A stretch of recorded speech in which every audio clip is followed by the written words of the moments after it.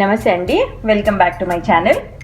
ఈరోజు మీకు నేను ఈ పెద్ద వంకాయతో కర్రీ ఎలా చేసుకోవాలో చూపిస్తానండి. ముందుగా మనం ఈ వంకాయని కడిగి పెట్టుకున్నామండి. ఇప్పుడు ఒక నైఫ్తో ఇలా ఘాట్లు చేసుకోవాలి. ఒక 2-3 పెట్టుకోండి.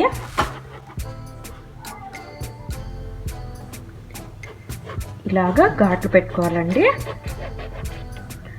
ఇప్పుడు ఈ ఘాట్లలో మనం ఈ వెల్లుల్లిపాయలు ఉన్నాయి కదండి, వెల్లుల్లిపాయలు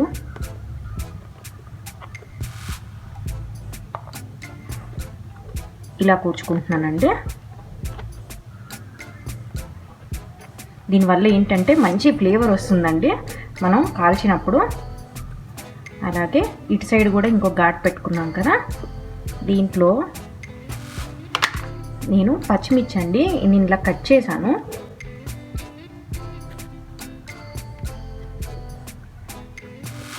ఇలా అండి. అలాగే ఇటు సైడ్ కూడా 2 పచ్చిమిర్చి చూసారు కదా. ఒక సైడ్ ఏమో వెల్లుల్లిపాయలు పెట్టుకున్నాను, ఇంకా మిగతా 2 సైడ్స్ నేను పచ్చిమిర్చి కూర్చుకున్నానండి.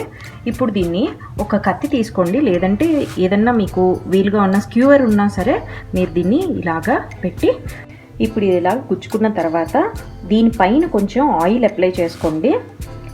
దేనికి అని అంటే మనకి కాల్చిన తర్వాత తొక్కు చాలా ఈజీగా వస్తుందండి, అందుకని ఇలాగా ఆయిల్ అప్లై చేసుకోవడమే.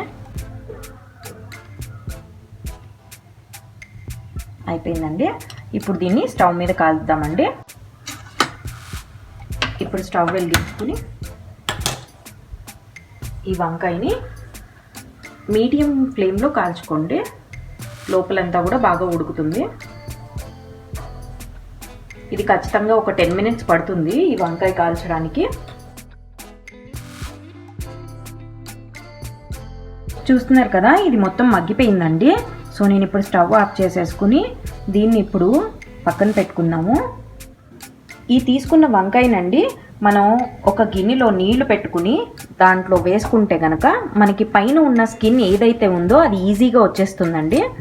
ఈ స్కిన్ అంతా మనం జాగ్రత్తగా పీల్ చేసుకుని మనం లోపల ఉన్న గుజ్జుని ఒక ప్లేట్లోకి తీసుకుందాము. చూస్తున్నారు కదా, మనం దీనిపైన నూనె రాసుకుని తీసిన తర్వాత ఇలా నీళ్ళల్లో వేయడం వల్ల స్కిన్ మొత్తం చాలా ఈజీగా వచ్చేస్తుందండి.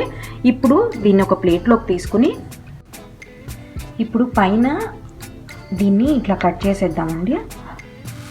కట్ చేసేసి దీన్ని ఒక గిన్నెలోకి తీసుకుని నీట్గా మ్యాష్ చేసుకుందాము. మ్యాక్సిమం మొత్తం మ్యాష్ చేసేసుకున్నానండి, కాకపోతే అక్కడక్కడ చిన్నగా ఇంత పీసెస్ ఉంటాయి, పర్వాలేదండి, అయినా కూడాను అది టేస్టీగానే ఉంటాయి. కుదిరితే కనుక మొత్తం మ్యాష్ చేసుకోండి. ఇది ఇప్పుడు పక్కన పెట్టేసుకొని మనం మిగతా ప్రాసెస్ చూద్దాము. ఇప్పుడు మనం స్టవ్ వెలిగించుకొని ఒక కడాయి తీసుకుందామండి. దీంట్లో నేను ఇప్పుడు ఒక 2 స్పూన్స్ ఆయిల్ తీసుకుంటున్నాను. ఆయిల్ హీట్ అయింది కదండి. ఇప్పుడు కొంచెం జీలకర్ర, కొద్దిగా ఆవాలు, కొంచెం కరివేపాకు, దీంట్లో 1 కప్పు ఉల్లి తరుగు,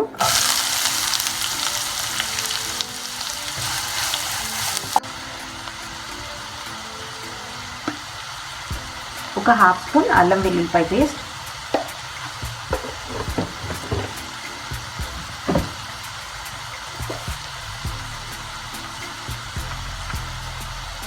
చిటికెడ పసుపు,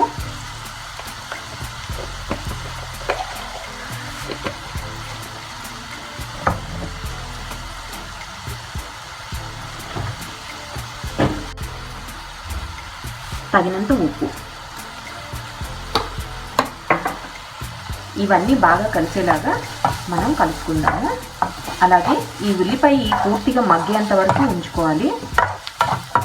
దీన్ని ఇప్పుడు బాగా కలుపుకున్నాం కదండి, దీన్ని మూత పెట్టి ఇప్పుడు బాగా కుక్ చేసుకుందాము.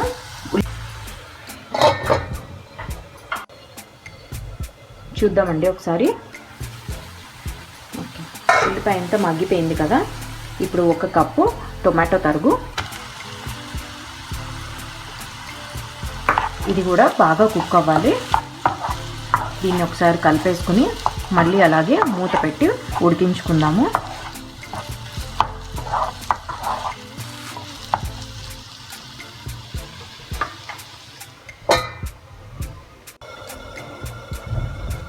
చూద్దామండి. టొమాటో మొత్తం మగ్గిపోయింది.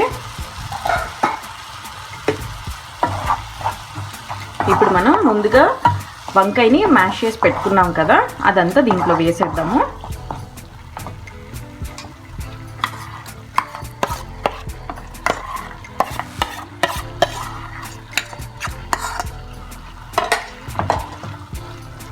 ఇది ఆల్రెడీ కుక్ అయిపోయింది కదండి, సో ఎక్కువ టైం పట్టదు మనకి. ఉల్లిపాయను టమాటా మగ్గడానికి ఇది టైం తీసుకుంటుంది.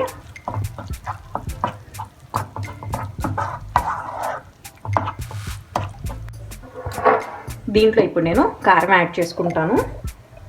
ఆల్రెడీ పచ్చిమిర్చి మనం మగ్గబెట్టుకుని దాంట్లో చిప్పేసుకున్నాం కదండి, సో కొంచెం చూసుకుని వేసుకోండి కారము.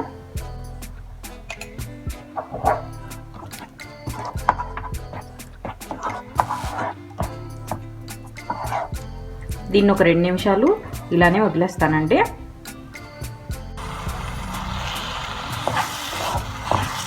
రెండు నిమిషాలు అయిందండి. ఇప్పుడు మనం దీంట్లో ఒక 1/2 స్పూన్ గరం మసాలా, అలాగే కొత్తిమీర అండి,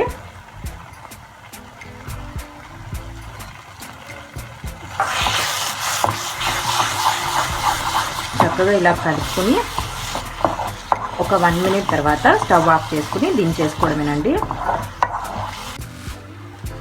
మనం వంకాయని కాల్చి ఇలా కర్రీ చేసుకుంటే చాలా బాగుంటుందండి. ఇది రోటీలోకి, చపాతీలోకి, అలాగే మన రైస్లోకి పర్ఫెక్ట్గా సూట్ అవుతుంది. ఇలా గనక కర్రీ చేసి చూడండి, అసలు మన నాన్ వెజ్ కర్రీస్కి ఏ మాత్రం తీసిపోదు. అయిపోయిందండి. ఇప్పుడు మనం స్టవ్ ఆఫ్ చేసుకుని సర్వింగ్ బౌల్లోకి తీసుకుందాము. ఎంతో టేస్టీగా ఉండే వంకాయ కర్రీ రెడీ అయిపోయిందండి. మనం కాల్చి చేసుకున్నాం కదా ఈ వంకాయ కర్రీ, లైట్ స్మోకీ ఫ్లేవర్తో చాలా రుచిగా ఉంటుంది. అలాగే ఈ రెసిపీని మీరు కూడా ఇంట్లో ఒకసారి ట్రై చేసి ఎలా ఉందో నాకు కమెంట్స్ రూపంలో చెప్పండి. మా వీడియో కనుక మీకు నచ్చినట్లయితే లైక్ చేయండి, షేర్ చేయండి. ఇంతవరకు మా ఛానల్ని సబ్స్క్రైబ్ చేసుకోకపోతే ప్లీజ్ సబ్స్క్రైబ్ చేసుకోండి. మళ్ళీ కొత్త వీడియోతో కలుసుకుందాం. నమస్తే.